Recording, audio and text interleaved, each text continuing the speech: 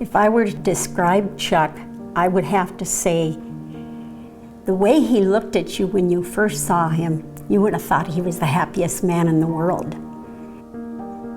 He's always smiling and laughing, and you'd hear his laugh and you wanted to go figure out what was going on over there that was so funny. And it was just simple things like that, just nothing spectacular. He could just start laughing and it was contagious. People at Christian Builders are not employees. They work with us. They don't work for us. And Chuck made that quite clear to all of them. Some people didn't have enough money for a down payment or something like that, and Chuck says, hey, well, work it out. I ran into Chuck up at the tire store here in Elk River. I said, I'm looking for a house to buy. I said, I have no money down. And he says, well, let me call you back, let me call you.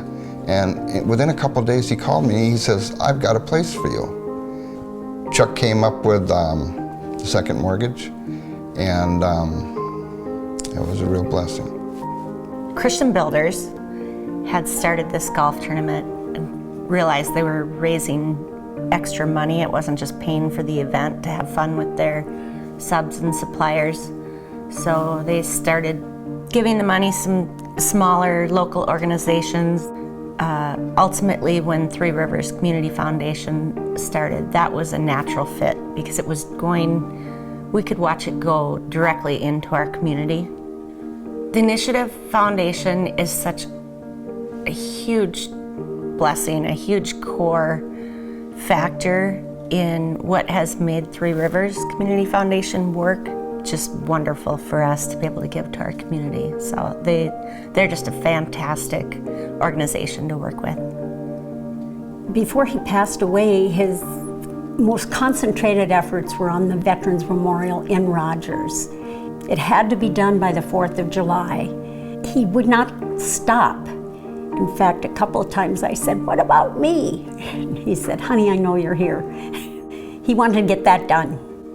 It's too bad that he passed away, but it was done by the 4th of July, and we donated it then. My dad cared about his community, and he made people feel special at whatever place they were in their life.